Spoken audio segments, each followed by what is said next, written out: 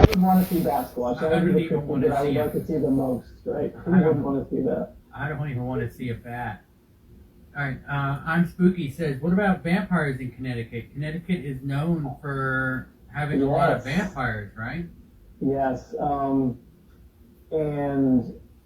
the vampire stuff in New England is really interesting because it's pretty well documented. There is a folklorist, he's the Rhode Island folklorist named Michael Bell, and he wrote a book called Food for the Dead.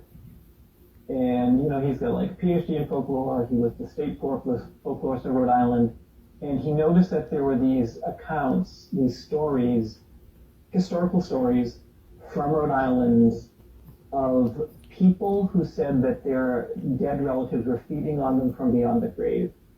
And the situation almost always was the same. It's like a member of a family dies, usually from tuberculosis. It's almost always from tuberculosis, which was very common in the 1700s and 1800s, tuberculosis.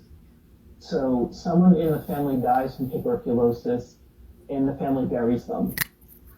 And then other members of the family start to waste away, probably from tuberculosis also. But they believe that they're being fed on by their relative who died before them. And so when they unearth, they will say, we have to do something like, you know, Aunt Susie, who died and is buried, is feeding on us from beyond the grave. So when they dig up Aunt Susie's body, they may find that, you know, she's still fresh looking, or that, you know, her hair, it looks good, like it doesn't look like she has decayed at all. And so what they need to do, and this is really gruesome, is that they will burn parts of Aunt Susie's body, whether it's her heart or her lungs or something like that, and then they would consume those ashes. So the people who were alive and thought that Aunt Susie was feeding on them vampirically from the grave would eat the ashes in the hope that it would stop this sort of energy vampirism that was happening.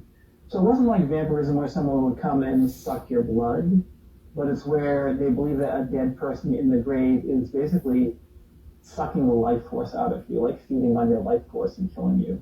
And so it was well documented, like there are newspaper stories of families unearthing a relative and burning some of their internal organs and consuming them. And sometimes like large crowds would gather to see this happen.